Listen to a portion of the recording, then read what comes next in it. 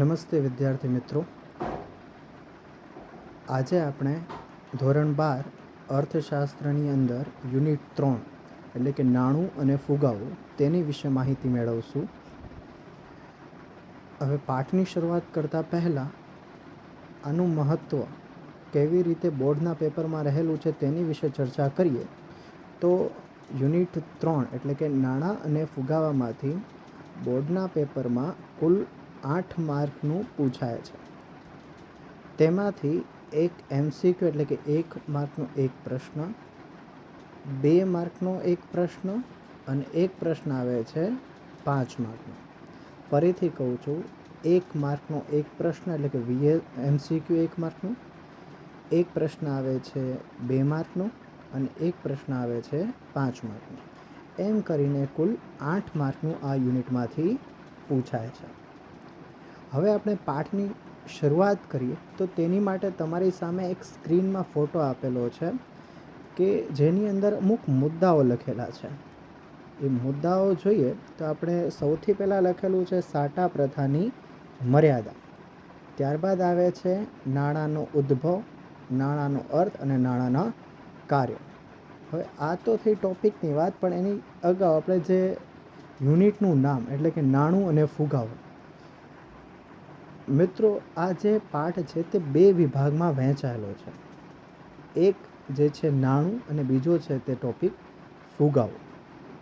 આ બંનેને જુદી જુદી રીતે આપણે સમજવાનું છે. સૌથી પહેલાં આજે આપણે જે વાત કરવાના છીએ તે છે આ પાઠના એક વિભાગની એટલે કે નાણાં વિશે. ઉપરના જે તમને મુદ્દાઓ આપેલા છે તે પણ નાણાં સાથે જ તે સંકળાયેલા છે. એટલે કે સાટા પ્રથા, નાણાંનો ઉદ્ભવ, નાણાંનો અર્થ, તેના કાર્યો વગેરે વિશે આજે આપણે માહિતી મેળવવાના છીએ. તો મિત્રો, શરૂ કરીએ છીએ આજનો આપણો આ પાઠ. હવે તમારી સામે એક ચિત્ર આવેલું હશે. એક ગ્રામ્ય વ્યવસ્થા છે, એટલે કે જે તમને હું ઇન્ડિકેટ કરું તો આ જે છે તે ગ્રામ વ્યવસ્થા છે અને એની નીચે જે આપેલી વ્યવસ્થા છે તે આ જે છે એ શહેરીકરણ છે. એટલે કે એક સ્લાઇડની અંદર તમને 2 ફોટા દેખાઈ રહ્યા હશે, ગ્રામ્ય વ્યવસ્થા અને શહેરીકરણ. મિત્રો, પહેલાંના સમયમાં લોકોની જરૂરિયાતો મર્યાદિત હતી.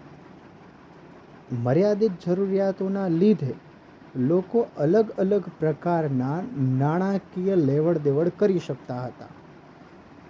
જેમ જેમ ગ્રામ્ય વ્યવસ્થાનું સ્વરૂપ બદલાણું, લોકોની જરૂરિયાતો વધતી ગઈ, ટૂંકમાં કહીએ તો જરૂરિયાતો અમર્યાદિત થતી ગઈ. તો આજે શહેરીકરણ જે છે તેનો વિકાસ થાય છે ગ્રામ્યમાંથી. એટલે કે સમયની સાથે ગ્રામ્ય વ્યવસ્થા બદલાય છે અને શહેરીકરણ તરફ આગળ આપણે વધીએ છીએ. આ સ્લાઇડ દેખાડવાનો મારો હેતુ એ છે કે આજના સમયમાં આપણી પાસે નાણાં એટલે કે રૂપિયા એક માધ્યમ છે કે જેના દ્વારા આપણે કોઈ પણ વસ્તુ પૈસા આપીને ખરીદી શકીએ છીએ. તો શું પ્રાચીન સમયમાં એવા કોઈ નાણાં રહ્યા હશે કે જેનો ઉપયોગ કરીને લોકો ચીજવસ્તુઓ ખરીદી શકતા હોય? ફરીથી કહું છું, આ વાત ધ્યાનથી સમજજો મિત્રો. આજે આપણી પાસે નાણાંના સ્વરૂપ એટલે કે આપણી પાસે અત્યારે નોટ, એની સિવાય બેંક દ્વારા અપાયેલા ATM card, debit card, digital payment, આ વગેરે પ્રકારની સુવિધા આપણે જોઈ રહ્યા છીએ. તો શું પ્રાચીન સમયમાં પણ એટલે કે ગ્રામ્ય વ્યવસ્થા જ્યારે હતી આપણી, ત્યારે લોકો કઈ રીતે લેવડ દેવડ કરતા હશે? શરૂઆત આપણી ત્યાંથી જ થવાની છે પાઠની. એટલા માટે આજે આપણે જે સમજવાના છીએ તે ગ્રામ્ય વ્યવસ્થાથી લઈને શહેરીકરણ સુધી નાણાંએ પોતાનું કઈ રીતે સ્વરૂપ બદલ્યું તે આ પાઠનો મુખ્ય હેતુ છે. આગળ વધીએ મિત્રો, તો પાઠની જે શરૂઆત થાય છે પ્રસ્તાવનાથી. હવે પ્રસ્તાવનાની શરૂઆત કરતાં પહેલાં એક બેઝિક વાત કરી લઉં કે આજના સમયમાં નાણું જે છે ને તે કેન્દ્રિત વસ્તુ છે. એટલે કે કોઈ પણ વસ્તુ તમારે ખરીદવી હોય, કોઈ પણ સેવા તમારે ખરીદવી હોય તો તેની માટે તમારી પાસે નાણું હોવું જરૂરી છે. પૈસા વગર આપણે કોઈ પણ ચીજવસ્તુ કે સેવા ખરીદી શકતા નથી. આ જ તે કન્સેપ્ટ લખેલો હશે પ્રસ્તાવનામાં. અને તેની સાથે જે આપણે પહેલી સ્લાઇડ જોઈ, મર્યાદિત જરૂરિયાતો અને અમર્યાદિત જરૂરિયાતો, તે કન્સેપ્ટ લખેલું હશે પ્રસ્તાવનામાં. જોઈએ મિત્રો પ્રસ્તાવના શું કહેવા માગે છે. શરૂઆત થાય છે કે આધુનિક આર્થિક જગતમાં નાણું તમામ આર્થિક પ્રવૃત્તિઓના કેન્દ્ર સ્થાને છે. હવે આ જે લાઈન છે એમાં આર્થિક શબ્દ મિત્રો ઘણીવાર આવે છે.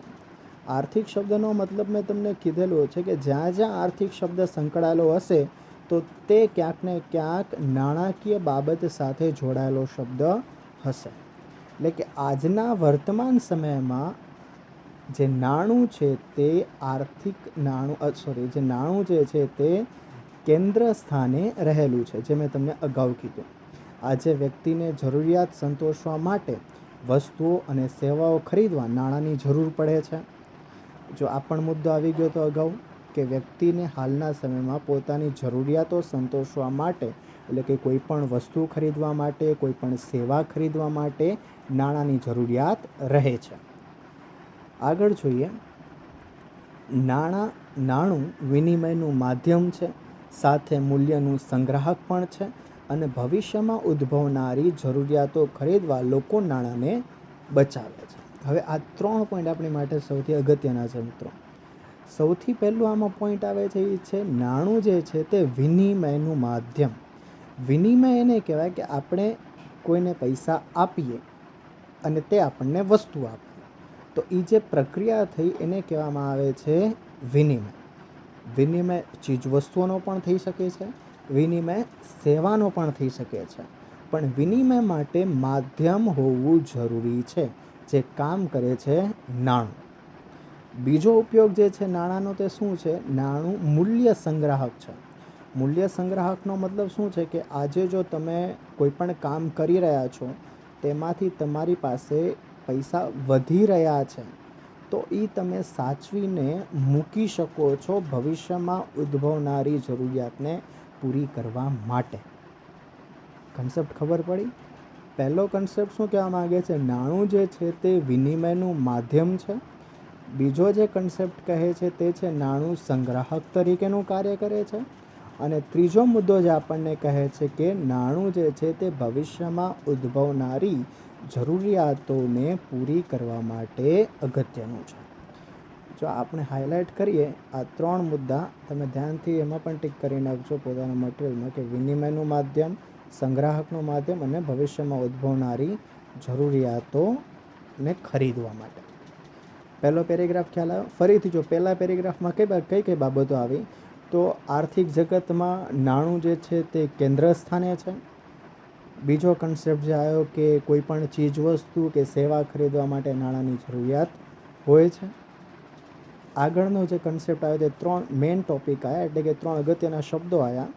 નાણું વિનિમયનું માધ્યમ છે, નાણાંનો ઉપયોગ સંગ્રાહક તરીકે થઈ શકે છે અને ત્રીજો મુદ્દો આવ્યો કે ભવિષ્યમાં ઉદ્ભવનારી જરૂરિયાતોને પૂરી કરવા માટે લોકો નાણાંને બચાવે છે. ક્લિયર મિત્રો? હવે આગળ વધીએ. માનવી અમર્યાદિત જરૂરિયાતો ધરાવે છે. વળી બધી જ જરૂરિયાતો તે જાતે પૂરી કરી શકતો નથી. માટે પરસ્પરના વિનિમય દ્વારા, વસ્તુઓ તથા સેવાઓની આપ-લે દ્વારા તે વધુમાં વધુ જરૂરિયાતો સંતોષવા અને મહત્તમ સંતોષ મેળવવાનો પ્રયત્ન કરે છે. હવે અહીંયા સમજો કે આ શું કહેવા માંગે છે. અહીંયા બેઝિક કન્સેપ્ટ એણે શું કીધું કે માનવી અમર્યાદિત જરૂરિયાત ધરાવે છે. હવે માણસની ઈચ્છા શક્તિ અને તેની જરૂરિયાત કોઈ દી પૂરી થતી નથી. આજે કોઈ એક વ્યક્તિને જો બાઇક હશે તો તેને આગળ જતાં કારની ઈચ્છા થશે. તેની જરૂરિયાત સંતોષાતી કોઈ દિવસે નથી, ઉલટાની વધતી જાય છે. આ કન્સેપ્ટ જે કહેવા માગે છે ને એમ કહેવા માગે છે કે આપણે જે કાંઈ બી આપણી પાસે કોઈ વસ્તુ છે અને આપણને કોઈ અન્ય ચીજ વસ્તુની જરૂરિયાત છે તો બધું આપણે બનાવી શકતા નથી. આપણે હંમેશા કોકને કોક અન્ય વ્યક્તિ ઉપર નિર્ભર રહેવું પડે છે. આ કન્સેપ્ટ બીજો પેરેગ્રાફ એ જ કહેવા માગે છે કે માણસની જરૂરિયાતો અમર્યાદિત છે, એટલા માટે તેને બીજા ઉપર હંમેશા આધારિત રહેવું પડશે. પછી તે શાકભાજી ખરીદવા માટે, એટલે કે ખેડૂત શાકભાજી ઉગાડે ને આપણે તે ખરીદીએ, તે કોઈ કંપની મોટર બાઇક બનાવે, એટલે કે હોન્ડા બનાવે, કાર બનાવે, આપણે ખરીદીએ તે. પણ આ અમર્યાદિત જરૂરિયાત પૂરી કરવા માટે આપણી પાસે શું હોવું જોઈએ? વિનિમયનું માધ્યમ, એટલે કે નાણાં, જેના દ્વારા આપણે પોતાની જરૂરિયાતો પૂરી કરી શકીએ. ત્રીજો પોઈન્ટ હવે વાંચીએ પ્રસ્તાવનાનો. તો ત્રીજો પોઈન્ટ જે છે ને મિત્રો, આ પાઠનો 25% ભાગ છે એમ સમજી લેજો. એટલે કે ત્રીજો પ્રસ્તાવનાનો મુદ્દો, આગળ જે કાંઈ બી પાઠ ચાલશે એનો મેઇન કન્સેપ્ટ આવી રહ્યો છે. પ્રાચીન સમયમાં માણસે પોતાની પાસે હોય તેવી વસ્તુઓ અને સેવાઓ આપીને પોતાની જરૂરી અન્ય વસ્તુઓ અને સેવાઓ મેળવવાનો પ્રયત્ન કર્યો.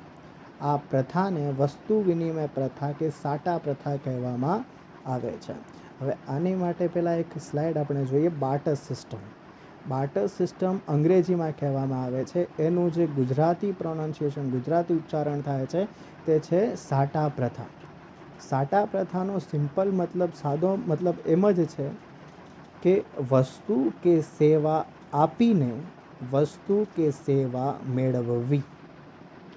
ફરીથી કહું છું મિત્રો, ધ્યાનથી સાંભળજો કે તમારી સામે અહીંયા બે પર્સન છે. એક આ પર્સન છે અને એક પર્સન છે આ. આને આ બુક્સની જરૂરિયાત છે, આને આ ફ્રૂટ્સની જરૂરિયાત છે. તો બંને એકબીજાની જરૂરિયાત કઈ રીતે પૂરી કરે છે? વસ્તુની સામે વસ્તુની આપ-લે કરીને.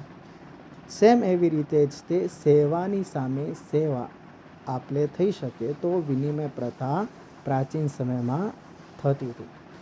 વ્યાખ્યાના સ્વરૂપમાં આપણે આને યાદ રાખવી હોય તો કઈ રીતે યાદ રાખશું? કે વસ્તુ કે સેવાના બદલામાં વસ્તુ કે સેવા મેળવવાની પ્રથા એટલે સાટા પ્રથા કે વિનિમય પ્રથા કે બાર્ટર સિસ્ટમ. 3 શબ્દો મિત્રો એક જ વ્યાખ્યા સાથે જોડાયેલા છે. વસ્તુ કે સેવાના બદલામાં વસ્તુ કે સેવા મેળવવાની પ્રથા એટલે વિનિમય પ્રથા, સાટા પ્રથા કે બાર્ટર સિસ્ટમ. એટલે ટૂંકમાં કહેવા જઈએ તો પ્રાચીન સમયમાં લોકો પોતાની જરૂરિયાતો કઈ રીતે પૂરી કરતા હશે? તો વસ્તુની સામે વસ્તુ મેળવીને કે સેવાની સામે સેવા મેળવીને અથવા તો ક્રોસ ઇન્ટરેક્ટ કરીને. આ છે આખો પ્રસ્તાવનાનો કન્સેપ્ટ. ફરીથી આખું ડિટેલિંગ પ્રસ્તાવનાનું શોર્ટમાં કહી દઉં મિત્રો, તો પહેલા પેરેગ્રાફમાં આપણે શું જોયું કે આધુનિક આર્થિક જગતમાં નાણું શું છે? કેન્દ્ર સ્થાને છે. નાણું વિનિમયનું માધ્યમ છે. નાણું સંગ્રાહકનું કાર્ય કરે છે. ભવિષ્યમાં ઉદ્ભવનારી જરૂરિયાતોને પૂરા કરવા માટે કાર્ય કરે છે. બીજા પેરેગ્રાફમાં આપણે શું જોયું કે માણસની જરૂરિયાતો કેવી છે? અમર્યાદિત. એટલા માટે હંમેશા તેને બીજા ઉપર આધારિત રહેવું પડે છે. ત્યાં આપણી પાસે એક માધ્યમ હોવું જરૂરી છે પોતાની જરૂરિયાતો પૂરી કરવા માટે. એટલા માટે નાણું અગત્યનું છે. ત્રીજો પેરેગ્રાફ જે આવ્યો તે હતો સાટા પ્રથા સાથે સંકળાયેલ કે વિનિમય પ્રથા સાથે સંકળાયેલ. ત્યાં શું કીધું આપણે કે વસ્તુ કે સેવાના બદલામાં વસ્તુ કે સેવા મેળવવાની પ્રથા એટલે સાટા પ્રથા, વિનિમય પ્રથા કે બાર્ટર સિસ્ટમ. અહીંયા સુધી પ્રસ્તાવના તમને સમજાણી હશે. હવે આપણે જે સ્લાઇડ આપણે જે પહેલાં જોઈ હતી, એટલે કે સાટા પ્રથાનો અર્થ અને તેની મર્યાદા, એટલે કે આજનો આપણો જે પહેલો ટોપિક જે આપણે શરૂ કરવા જઈ રહ્યા છીએ, સાટા પ્રથાનો અર્થ અને તેની મર્યાદા. જો મિત્રો, અહીંયા જે કન્સેપ્ટ તમને આપેલો છે સાટા પ્રથાનો અર્થ, આપણે અગાઉ સમજી જ ગયા કે સાટા પ્રથા કોને કહેવાય. વ્યાખ્યા વાંચું છું તેની. વસ્તુ વિનિમય પ્રથા એટલે વસ્તુ કે સેવાના બદલામાં અન્ય વસ્તુ કે સેવા મેળવવાની પ્રથા. ક્લિયર? હવે આ ટોપિક શરૂ કરતાં પહેલાં આપણે કન્સેપ્ટને સમજીએ. એ કન્સેપ્ટ શું કહેવા માગે છે. હવે અહીંયા તમારી સ્ક્રીન સામે એક આખું ગ્રામ્ય વ્યવસ્થા ધરાવતું એક ગામ આપેલું છે, જ્યાં વચ્ચે તમને હેડિંગ દેખાશે નો મની, એટલે કે પૈસા વગરનું ગામ. જો કે આ પ્રાચીન ગામ છે એટલા માટે, બરાબર, બાકી અત્યારે તો ન મળે. હવે ગ્રામ્ય વ્યવસ્થા, પહેલાંના સમયમાં ગ્રામ્ય વ્યવસ્થાનો કન્સેપ્ટ આપણે સમજો કે વસ્તુ કે સેવાના બદલામાં વસ્તુ કે સેવા મેળવવાની પ્રથા. હવે શું તે એટલું બધું સરળ હશે કે લોકો આટલું બધું યાદ રાખી શકે કે કઈ વસ્તુનો ભાવ કોની સામે કેટલો મેચ કરવો, કોઈ નાશવંત વસ્તુને કઈ રીતે સાચવવી? ત્યારે તો કોલ્ડ સ્ટોરેજ કે વસ્તુ મૂકવા માટે વેરહાઉસ એવું કાંઈ હશે નહીં. તો આજે ચિત્ર તમને દેખાડી રહ્યું છે ને એ જ કન્સેપ્ટ દેખાડી રહ્યું છે કે લોકો એકબીજાને વસ્તુ આપીને વસ્તુ મેળવી રહ્યા છે. પણ સાટા પ્રથાની અમુક મર્યાદાઓ છે. બેઝિક મર્યાદાઓની વાત કરીએ તો સૌથી પહેલી મર્યાદા જે છે ને, હવે એક હજી સ્લાઇડ આપણે આગળ જોઈએ કે આ બે વ્યક્તિ છે. એક જે છે એ છે શિક્ષક છે, એટલે કે પ્રોફેસર છે. બીજો જે વ્યક્તિ છે એ છે ઘઉં બનાવવાવાળો, એટલે કે મેન્યુફેક્ચરર ઓફ વ્હીટ. શિક્ષકને જે છે તે ભૂખ લાગી છે, પણ તેને ઘઉં ખાવા નથી, અથવા તો ઘઉંની કોઈ પણ ચીજ વસ્તુ બને તે નથી ખાવી, તેને જોઈએ છે રાઈસ એટલે કે ચોખા. સામે જે વ્યક્તિ છે એટલે કે આજે ઘઉં બનાવવાવાળો વ્યક્તિ છે, તેને નોલેજ જોઈએ છે, એટલે કે તેને જ્ઞાન જોઈએ છે. એ જાય છે પ્રોફેસર પાસે કે મને તમે ભણાવો. પ્રોફેસર કહે છે કે તું મને શું આપીશ? તો એ કહે છે કે હું તમારા માટે ઘઉં લાવ્યો છું. પ્રોફેસર કહે છે મને એની જરૂરિયાત જ નથી, મને ચોખાની જરૂરિયાત છે. તો હવે થશે શું કે આને જ્ઞાન નહીં મળે અને આને ચોખા નહીં મળે. અહીંયા થયું શું? જરૂરિયાતો પરસ્પર મેળ ન આવી, એટલે કે જે એકબીજાને જોતું હતું તે મળી શક્યું નહીં. ક્લિયર આ પિક્ચર, આ ફોટો સમજાણું? બીજો મુદ્દો, હવે એક આ ભાઈ છે. આ ભાઈ કોણ છે? તો કે નામ આપણે લખી નાખ્યું છે શ્યામભાઈ. શ્યામભાઈ મેનુ જોઈ રહ્યા છે કે કઈ વસ્તુની સામે કઈ વસ્તુ કેટલી મળશે. એટલે કે આખો જે ચિત્ર છે ને એ આખી પ્રાઇઝ લિસ્ટ દેખાડી રહ્યું છે કે શ્યામભાઈ યાદ રાખવામાં હેરાન થઈ જશે. યાદ રાખવામાં જો એના વાળ વયા ગયા છે કે આટલું બધું કેમ યાદ રાખવું, કે કઈ વસ્તુની સામે કેટલા કિલો મળશે, કેટલા મણ ઘઉંની સામે કેટલું કાપડ મળશે, કેટલા કિલો ઘીની સામે કઈ વસ્તુ અન્ય મળશે. આ બધું યાદ રાખવું ઘણું મુશ્કેલ પડતું હતું સાટા પ્રથાની અંદર. આ ચિત્ર દેખાડી રહ્યું છે આપણને એ બીજી મર્યાદા. પહેલી મર્યાદા આપણે શું જોઈ? પરસ્પર જરૂરિયાતોને સંતોષવાની. અને બીજું આપણે મર્યાદામાં અત્યારે શું જોયું કે અલગ અલગ માપન કઈ રીતે યાદ રાખવા. આટલી બધી વસ્તુઓ, તેની સામે આટલા બધા ભાવ થઈ જતા હતા. અને ત્રીજી મિત્રો ખાસ અગત્યની જે મર્યાદા હતી તે હતી સંગ્રાહક. ચોખા બનાવવાવાળો ચોખા બનાવે, ઉગાવી લે, મેન્યુફેક્ચરિંગ કરી નાખે, પણ તેને રાખવા માટે સ્ટોરેજ અથવા તો વેરહાઉસ, તેને મૂકવા માટેની વ્યવસ્થા તે સમયમાં ન હતી. એટલા માટે લોકો શું કરતા કે જેટલું બનાવે પોતાની માટે કાઢી લે અને બીજું જઈને તેને જે વસ્તુ જોતી હોય અથવા તો જે વસ્તુ સાથે જરૂરિયાત બંધ બેસતી હોય તે વસ્તુ મેળવતા હતા. આ ત્રણ મર્યાદાના લીધે જ તે સાટા પ્રથા જે છે તે ખામીવાળી હતી. જોઈએ આમાં સાટા પ્રથાની મર્યાદાઓ જે લખેલું છે અહીંયા હેડિંગ તમારી સામે. એમાં શરૂઆતના વર્ષોમાં ગ્રામ સમાજ વ્યવસ્થા, ખેતીનો પરસ્પરનો વ્યવહાર તથા ખૂબ ઓછી જરૂરિયાતવાળું સાદું જીવન હતું. એટલે કે વસ્તુ વિનિમય પ્રથા દ્વારા માનવી પોતાની જરૂરિયાતો સંતોષતો રહેતો. જેમ કે ખેડૂત ઘઉં ઉગાડી સ્વવપરાશ માટે ઘઉં રાખતો તથા વધારાના ઘઉં આપી ચોખા, કાપડ, ચંપલ મેળવતો. ચંપલ બનાવનાર આ જ રીતે ચંપલ આપી અનાજ, કાપડ, ઘી વગેરે મેળવતો. જ્ઞાન આપનાર શિક્ષકને જ્ઞાનના બદલામાં અનાજ મળતું, તો કલાકારોને પણ મનોરંજનના બદલામાં વસ્તુઓ મળતી. અહીંયા જો પાઠની શરૂઆત થઈ ત્યાંથી યાદ કરો, ત્યાં 2 ફોટા હતા, ગ્રામ્ય વ્યવસ્થા અને શહેરી વ્યવસ્થા. ગ્રામ્ય વ્યવસ્થા ઓછી જરૂરિયાતવાળું જીવન, એટલે કે સાદું જીવન. આજે વાત કરીએ આપણે તો ઓછી જરૂરિયાતવાળું જીવન અને સાદું જીવન. સાદું જીવન હતું એટલા માટે એકબીજા સાથે જરૂરિયાતો પરસ્પર મેળ બેસાડવી હજી પણ શક્ય હતી. આગળ જે લખેલું છે, પણ તે સમયમાં પણ ધીરે ધીરે તેની મર્યાદાઓ બહાર આવવા લાગી. પણ સમાજ અને આર્થિક જગતનો વિકાસ થતાં, વસ્તીમાં વધારો થતાં જરૂરિયાતો વધવા લાગી, બદલવા લાગી અને સૂક્ષ્મ થવા લાગી. ઔદ્યોગિકરણ, શહેરીકરણ અને શ્રમ વિભાજન તથા વિશિષ્ટીકરણને કારણે સાટા પ્રથા મર્યાદાવાળી બની.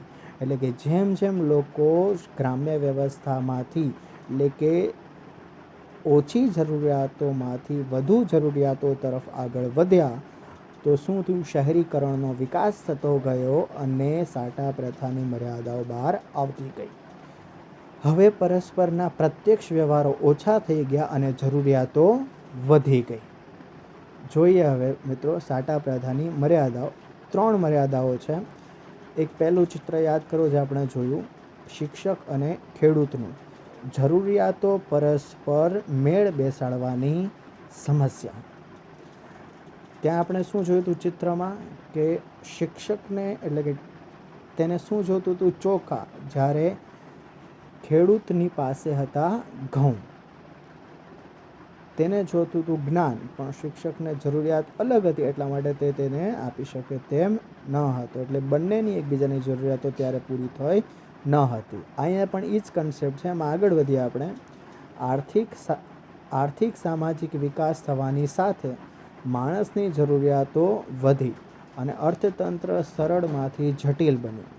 પહેલાં ઘઉં આપીને ચોખા મેળવવા કે ચોખા આપીને કાપડ મેળવવું જે સરળ હતું તે હવે ન રહ્યું. કારણ કે જેમની પાસે ચોખા હતા તેને ઘઉંની જરૂર ન હતી, તેને ચોખાના બદલામાં કાપડની જરૂર હતી. જેની પાસે કાપડ હતું તેને ચોખાના બદલામાં નહીં પણ ઘીના બદલામાં કાપડ આપવું પડતું. આમ વસ્તુ વિનિમય પ્રથામાં પરસ્પર મેળ બેસાડવો અઘરો પડ્યો અને અવિભાજ્ય વસ્તુઓ સામે વિભાજ્ય વસ્તુઓ વિનિમય કેવી રીતે કરવો તે પ્રશ્નો ઉપસ્થિત થયા. એટલે કે એવી વસ્તુઓ કે જે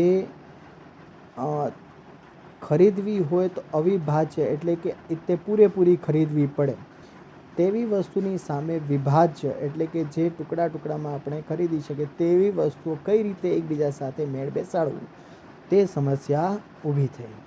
જે ચિત્ર તમે મગજમાં રાખશો એટલે એ કન્સેપ્ટ આખો તમને ખ્યાલ આવી જશે. ક્લિયર? બીજી જે મર્યાદા છે એ છે મૂલ્યના સંગ્રહની મુશ્કેલી. આ પણ મિત્રો મેં તમને બેઝિક કન્સેપ્ટ કીધો હતો કે ઘઉં ઉગાડવાવાળો ખેડૂત પોતાને જે જરૂરિયાત હોય તે તેટલા કાઢી નાખતો હતો, પછી ક્યાં મૂકવા તેની પાસે તે સુવિધા હતી નહીં, તેનો અભાવ હતો.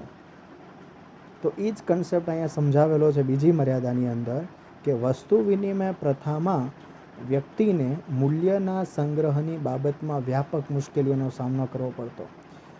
અહીંયા મૂલ્ય એટલે વિનિમય મૂલ્ય. આ ખાસ લાઈન યાદ રાખજો. અહીંયા મૂલ્ય એટલે કે વિનિમય મૂલ્ય. ખેડૂત ઘઉં ઉત્પાદન કરી ઘઉંના બદલામાં ચંપલ કે કાપડ મેળવે, પણ દિન પ્રતિદિન ઉત્પાદન અને ઉત્પાદકતા વધતા વધેલા ઘઉં સાચવવા કેવી રીતે તે પ્રશ્નો ઉપસ્થિત થતા. ઘઉંનો સંગ્રહ થાય તો ભવિષ્યમાં ઘઉં આપી ફરીથી ચંપલ, કાપડ, ચોખા મેળવી શકાય, પણ ઘઉં લાંબો સમય સાચવવા કેવી રીતે? ક્વેશ્ચન આવી ગયો. સુવિધાનો અભાવ. વ્યક્તિ મહેનત દ્વારા જે વસ્તુઓ મોટા પાયે ઉત્પાદન કરતો તેના બદલામાં તત્કાળ વસ્તુ કે સેવા લેવી પડતી. બાકી આ ઉત્પાદકો કે તે સ્વરૂપમાં વિનિમય મૂલ્ય સાચવવું અઘરું પડી ગયું. એટલે કે ખેડૂત જેટલા પણ ઘઉં ઉગાડે તેને ફરજિયાતપણે અમુક સમય થાય એટલે કોઈ વસ્તુની સામે તેને આપી જ દેવા પડે, તે તેને સાચવી શકતો નહીં, નહીંતર તો તે ઘઉં ખરાબ થઈ જાય. આ કન્સેપ્ટને ધ્યાનમાં લઈને બીજી મર્યાદા જે છે તે બહાર આવે છે કે મૂલ્ય સંગ્રહની મુશ્કેલી. પહેલી મર્યાદા કઈ હતી મિત્રો? પરસ્પર જરૂરિયાતોને મેળ બેસાડવાની મુશ્કેલી. અને બીજું જે રહેલું છે તે છે મૂલ્ય સંગ્રાહક તરીકેની મુશ્કેલી. હવે ત્રીજી મર્યાદા જે આવે છે, ઓલા શ્યામભાઈને યાદ કરો, જે ફોટામાં આપણે જોયા હતા અત્યારે, તેમાં શું હતું કે માપન, કઈ વસ્તુની સામે કેટલું મળશે. બરાબર, દેખાડીએ ફોટો પાછો તમને. આ કન્સેપ્ટ કે કઈ વસ્તુની સામે કેટલી વસ્તુ મળશે તે માપનની મુશ્કેલી આવી ગઈ હતી. તો વાંચી એની અંદર મૂલ્ય માપનની મુશ્કેલી. શ્રમ વિભાજન અને વિશિષ્ટીકરણ પછી ઔદ્યોગિક આર્થિક જગતમાં વસ્તુઓને સેવાઓના મૂલ્ય માપનનો પ્રશ્ન પણ ખૂબ અગત્યનો બન્યો. ઘઉં સામે ચોખાનો વિનિમય કરવાનો હતો ત્યાં સુધી તો બરાબર હતું, પણ હવે ઘઉંની સામે અનેક વસ્તુ આવી ગઈ જેના વિનિમય દરને યાદ રાખવો, નક્કી કરવો મુશ્કેલ હતો. 1 મણ ઘઉં બરાબર 2 મણ ચોખા, 1 મણ ઘઉં બરાબર 10 મીટર કાપડ, 1 મણ ઘઉં બરાબર કિલો ઘી, તો કિલો ઘી બરાબર કેટલું કાપડ અને કેટલા ચોખા, આ નક્કી કરવું અને તે મુજબ વેપાર કરવો અઘરો બન્યો. માટે એક સર્વસામાન્ય માપદંડ પણ જરૂરી બન્યો. મિત્રો, આજે છેલ્લે મેં ઉદાહરણ વાંચ્યું, તે ઉદાહરણ એટલું બધું તમે પોતાના શબ્દો દ્વારા પણ ગમે તે ઉદાહરણ લખી શકો છો. આ તો એ લોકો જે કન્સેપ્ટથી આપણને આગળ લઈ જઈ રહ્યા છે તે ઉદાહરણ એ લોકોએ લખ્યું છે કે ઘઉંની સામે ચોખા લેવા ત્યાં સુધી બરાબર હતું, પણ ઘઉંની સામે જ્યારે વસ્તુઓ વધવા લાગી તો ત્યારે કઈ વસ્તુની સામે કઈ જરૂરિયાતો આપણે કરશું તે અઘરું બની ગયું. એટલા માટે જો છેલ્લી લાઈન આપણી માટે અગત્યની છે કે એક સર્વમાન્ય માપદંડ પણ જરૂરી બન્યો. એક એવું આપણને અનુભવ થવા લાગ્યો કે કોઈ એવી વસ્તુ હોવી જોઈએ કે જે આપીએ તો બધાની એકબીજાની જરૂરિયાતો પૂરી થઈ શકે. આમ જરૂરિયાતો પરસ્પર મેળ બેસાડવાની તકલીફના લીધે મૂલ્ય સંગ્રાહકની જરૂરિયાત તથા મૂલ્યના માપદંડ તરીકે કોઈ માધ્યમ હોય તે જરૂરી બનતા વસ્તુ વિનિમય પ્રથાનો અંત આવ્યો અને નાણાંની શોધ થઈ. કન્સેપ્ટ ખબર પડ્યો આપણને કે કઈ રીતે નાણાંની શોધ થઈ. કોઈ પણ સમસ્યા હોય ને તે જ કોઈ વસ્તુનું સર્જન કરે, સમસ્યા વગર કોઈ વસ્તુનું સર્જન થતું નથી.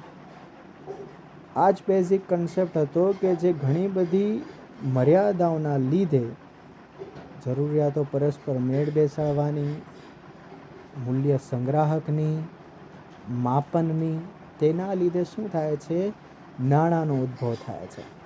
પણ હાલના સમયમાં જે તમે નાણું જોઈ રહ્યા છો તે ડાયરેક્ટ સીધું એ નાણું જ તે આવી ગયું એવું નથી. નાણાંને પણ ઘણા બધા ચક્કરમાંથી પસાર થવું પડ્યું. આજે જે આપણે નાણું જોઈ રહ્યા છીએ તે તો એક વિકસિત નાણાંની વ્યવસ્થા જોઈ રહ્યા છીએ કે જે એક પોતાના હાઈ લેવલ ઉપર છે. પણ ક્યાંથી શરૂઆત થઈ એણે આપણને એ કીધું કે આ મર્યાદાઓથી લઈને નાણાંની શરૂઆત થાય છે. ડિયર ફ્રેન્ડ્સ, અહીંયા સુધી તમને પ્રસ્તાવના અને સાટા પ્રથાની મર્યાદાઓ વિશે ખ્યાલ આવ્યો હશે. હવે આપણે જઈ રહ્યા છીએ પાઠના જે બીજો ટોપિક એટલે કે નાણાંનો ઉદ્ભવ. બરાબર, નાણાંના ઉદ્ભવમાં આપણે જોઈએ તો આપણે પહેલાં એક ચાર્ટ્સ દ્વારા સમજી લેશું કે નાણાં કઈ રીતે વિકસે છે. શરૂઆતમાં વ્યવસ્થા કેવી હતી? ગ્રામ્ય વ્યવસ્થા. હવે ગ્રામ્ય વ્યવસ્થાને શહેરી વ્યવસ્થા તરફ ફરતા ઘણો બધો સમય લાગી જાય. તો શરૂઆતમાં જે ગ્રામ્ય વ્યવસ્થામાં લોકોએ નાણાંનું સ્વરૂપ વિકસાવ્યું તે હતું પશુ નાણું. એટલે કે શરૂઆત જો થઈ નાણાં તરીકે તો તે કહેવામાં આવે છે પશુ નાણાં તરીકે. અહીંયા તમારી સ્ક્રીનની સામે ગાયનો ચિત્ર છે. ગાય એક પ્રમુખ ધન એટલે કે સૌથી કિંમતી પશુમાં ગણાતી હતી. આગળ જેમ આપણે જોશું ટેક્સ્ટબુક પ્રમાણે તો માત્ર ગાય ધન સ્વરૂપે હતી પશુમાં એવું નથી. તેની સાથે ઘોડા, અલગ અલગ પ્રકારના 2-3 પશુઓ પણ મૂલ્ય સ્વરૂપે હતા. પણ મેં શરૂઆતમાં કીધું કે કોઈ પણ સમસ્યા આવે તો નવી કોઈ વસ્તુનું સર્જન થાય. સેમ કન્સેપ્ટમાં પશુઓને સાચવવું, પશુઓને સંગ્રહ કરવું, તેને રાખવા માટેની જગ્યા, તે બીમાર થઈ જાય તો તેની પાછળના સાચવવા પાછળના ખર્ચા, તેના લીધે પશુ નાણું પણ લાંબો સમય સુધી ચાલી શક્યું નહીં. એટલે કે શરૂઆતમાં જે ચીજ વસ્તુ લેવી હોય, સેવા ખરીદવી હોય તો પશુ નાણું ચાલતું, પણ એની પણ મર્યાદાઓના લીધે પશુ નાણાંનો અંત આવે છે. એના પછી જે બીજું નાણું આપણને જોવા મળે છે પશુ નાણાં બાદ, એ છે કિંમતી પથ્થર, એટલે કે સ્ટોન્સ, કિંમતી પથ્થરો. કિંમતી પથ્થરોનો પણ એક સારો એવો સમય આવે છે કે પથ્થર આપીને કોઈ પણ ચીજ વસ્તુ આપણે ખરીદી શકતા. કિંમતી પથ્થરમાં મિત્રો અલગ અલગ પ્રકારના સ્વરૂપ હોઈ શકે. ગોલ્ડ પણ હોઈ શકે, ચાંદી પણ હોઈ શકે, સિલ્વર પણ હોઈ શકે. એના પથ્થરો જેમ આગળ સમય ચાલે છે તેમ સ્વરૂપ હજી બદલાય છે. એટલે કે પથ્થરો બાદ જે આપણને જોવા મળે છે તે છે સિક્કાઓ, એટલે કે ધાતુના સિક્કાઓ, તાંબાના સિક્કાઓ, ચાંદીના સિક્કાઓ, સોનાના સિક્કાઓ વગેરે. ધીરે ધીરે કરીને બજારમાં કેવું ચલણ બહાર આવે છે? સિક્કાઓનું. અને સિક્કાઓ પણ જ્યારે તેની મર્યાદા આવી જાય છે, હવે કોઈને 1000 રૂપિયા દેવા હોય તો 1000 સિક્કાઓ લઈને કઈ રીતે ખિસ્સામાં જવા? એટલે જ્યારે એની પણ મર્યાદા આવે છે તો એના પછીનું નવું સ્વરૂપ ધારણ કરે છે, એ છે આ કરન્સી નોટ્સ, એટલે કે કાગદી નાણું. આ અલગ અલગ સ્વરૂપમાંથી પૈસા પસાર થાય છે. ફરીથી જોઈએ ક્યાંથી પસાર થાય. સૌથી પહેલાં નાણાંના ઉદ્ભવ અને વિકાસમાં કોઈ રોલ પ્લે કયો? એ છે પશુ નાણું. એના પછી કયો રોલ પ્લે આપણે આવ્યો? પહેલાં પશુ નાણું, પછી આવે છે કિંમતી પથ્થરો. એના પછી આવે છે, આપણે જોયું તે છે ધાતુ નાણું, અને છેલ્લે આવે છે કાગદી નાણું. આ બેઝિક કન્સેપ્ટ મિત્રો યાદ રાખજો. આપણે નાણાંનો ઉદ્ભવ અને વિકાસ જોઈ રહ્યા છીએ. હવે એની અંદર જો વસ્તુ વિનિમય પ્રથા અમલમાં હતી ત્યારે મૂલ્યના સંગ્રહ તથા વિનિમયને સરળ બનાવવા સર્વમાન્ય માધ્યમ તરીકે વસ્તુઓ અને પશુઓનો ઉપયોગ શરૂ થયો. ભારતમાં ખાસ તો ગાયને ધનના સ્વરૂપમાં જોવાનું શરૂ થયું. ખેતી પ્રધાન અર્થવ્યવસ્થામાં અનાજનું ઉત્પાદન થતું. વર્તમાન વપરાશ માટેનું અનાજ બાદ કરી વધેલા અનાજથી પશુ ખરીદવામાં આવતા, અને જરૂર પડે તો પશુને વેચીને અનાજ પાછું મેળવી લેવાતું. વ્યક્તિ અનાજના બદલામાં પશુ મેળવતો અને પશુ આપીને કોઈ પણ જરૂરિયાતો મેળવતો. આમ ગાય, ભેંસ, ઘોડા જેવા પશુ વિનિમયનું માધ્યમ બનતા કે મૂલ્ય સંગ્રાહક બનતા. એટલે કે તેને આપણે સાચવવા પડતા પશુને, અથવા તો જરૂરિયાત પડે કોઈ વસ્તુ ખરીદવી હોય તો આપણે તે વિનિમયના માધ્યમ તરીકે નાણાં સ્વરૂપે તેમનો ઉપયોગ કરતા. વિનિમયના માધ્યમ તરીકે અને મૂલ્ય સંગ્રાહક તરીકે પશુઓનો ઉપયોગ પણ મર્યાદાવાળો બન્યો. પશુ પણ બીમાર પડે, મૃત્યુ પામે, લાંબા સમય સુધી તેમના સ્વરૂપમાં પણ મૂલ્ય સંગ્રહી શકાય નહીં. અને ભૌતિક રીતે પણ અમુક હદથી વધારે પશુને રાખવા અગવડતા ભર્યું બન્યું. કેટલા પશુ રાખવા, ક્યાં રાખવા, જગ્યા પણ હોવી જોઈએ ને. એટલે ભૌતિક રીતે પણ તે અગવડતાવાળું બન્યું. હેરફેરમાં પણ મુશ્કેલી સર્જાય. એટલે પછી કિંમતી પથ્થરોના ઉપયોગ થવા લાગ્યો. રાજાશાહી વ્યવસ્થા આવતા સિક્કાઓની શરૂઆત થઈ, અને રાજધાની તથા નગરોમાં સિક્કાએ વિનિમયના માધ્યમ તરીકેનું કામ શરૂ કર્યું. એટલે કે ધીરે ધીરે કરીને હવે સિક્કાઓ જે છે તે પ્રચલનમાં આવી ગયા. તેનો ઉપયોગ ખૂબ મર્યાદિત વિસ્તારો અને લોકોમાં થતો હતો. એટલે કે જો મિત્રો ફરીથી આ 2 પેરેગ્રાફને આપણે સમજીએ તો સૌથી પહેલાં કયું નાણું બહાર આવે છે? તો એ હતું પશુ નાણું, જેમાં આપણે ગાય પ્રમુખ ધન તરીકે ગણાતું હતું. એની પણ ઘણી બધી મર્યાદાઓ હતી. જે આમાં લખેલી છે. એના પછી આપણે શું આવે છે એની મર્યાદાઓના લીધે કિંમતી પથ્થરો. જેમ જેમ આગળ સમય ચાલે છે એટલે કે મોટા મોટા વિસ્તારોમાં, રાજધાનીઓમાં, રાજાશાહીવાળા વિસ્તારોમાં, ત્યાં કોની શરૂઆત થાય છે? સિક્કાઓની. એટલે કે સિક્કા બનાવવાની શરૂઆત થાય છે અને તે પ્રચલન નાણાંનું સ્વરૂપ ધારણ કરે છે. એના પછી હજી આગળ સમય ચાલે છે એટલે કે લોકશાહી. લોકશાહીનો ઉદ્ભવ તથા ઔદ્યોગિકરણ આધુનિક નાણાંનું સ્વરૂપ માટેનું પ્રેરક બળ બન્યા. એટલે કે કેન્દ્રીય સત્તાના પીઠબળથી, કેન્દ્રીય સત્તા એટલે કે શું? જો કોઈ દેશમાં સેન્ટ્રલ બેંક છે એટલે કે રિઝર્વ બેંક ઓફ ઇન્ડિયા આપણે અહીંયા, તો એ શું કહેવામાં આવે છે? એક પ્રકારનું નાણાંને કઈ રીતે સમાવેશીકરણ કરવું તેના બધા જ નિર્ણયો તે લે છે. અને તેની સાથે આપણી છે લોકશાહી વ્યવસ્થા, એટલે કે લોકો દ્વારા પ્રતિનિધિઓ ચૂંટાય છે. તો આજે એક આખી પીઠબળ બની, એટલે કે એક આખું તંત્ર બન્યું. તેવી વ્યવસ્થામાં સત્તાના પીઠબળથી બહાર પાડવામાં આવનાર નાણાંને સર્વમાન્ય સ્વીકૃતિ મળી. એટલે કે જે આરબીઆઈ નોટ ઇસ્યુ કરે તે કમ્પલસરી બજારમાં ચાલશે. અને વિનિમયના માધ્યમ તરીકે તેણે ઝડપભેર માન્યતા મેળવી. મૂલ્ય સંગ્રહમાં પણ આધુનિક નાણું જ વધારે સફળ રહ્યું. બેન્કિંગ વ્યવસાયના વિકાસ મૂલ્યના સંગ્રહ તથા સ્થળાંતરને ઝડપી તથા સરળ બનાવ્યું. જેમ જેમ બેન્કિંગ વ્યવસ્થા બહાર આવી, બેંક ડિપોઝિટ લેવા માંડી, બેંક પૈસાનું વ્યાજ આપવા માંડી, તેમ તેમ વ્યવસ્થા નાણાંનો સુધારો થતો ગયો.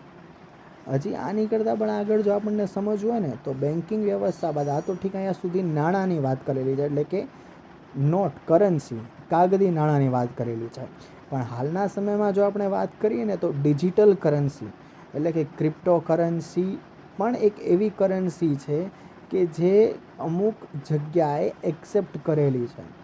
ભારતમાં જો કે તે ઇલીગલ છે, પણ ભારતમાં કેવું નાણું ચાલે છે? પ્લાસ્ટિક નાણું, એટીએમ અને ડેબિટ કાર્ડ, ક્રેડિટ કાર્ડ અને ડેબિટ કાર્ડ, જેને આપણે એટીએમ સ્વરૂપે યુઝ કરીએ છીએ. તો એને કેવા પ્રકારનું નાણું કહેવાય? પ્લાસ્ટિક નાણું. એટલે આ પાર્ટ જ્યાં કન્સેપ્ટ પૂરો થાય છે એની કરતાં આગળ પણ હાલના સમયમાં નાણાંએ પોતાનું સ્વરૂપ ધારણ કરી લીધેલું છે. ખ્યાલ આવી ગયો હશે મિત્રો નાણાંનો ઉદ્ભવ અને વિકાસ કઈ રીતે થયો. ફરીથી એક રિકેપ કરીએ તો સૌથી પહેલાં શું આવે છે? પશુધન તરીકે ગાય. એ મર્યાદાવાળું બને છે એ નાણું, એટલા માટે પછી શું આવે છે? કિંમતી પથ્થરો.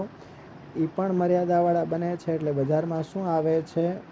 એ આવે છે સિક્કાઓ, ધાતુના સિક્કાઓ. અને એના પછી આવે છે એ છે કાગદી નાણું. આ 4 સ્વરૂપે નાણાંનો વિકાસ થાય છે. સમજાઈ ગયું મિત્રો?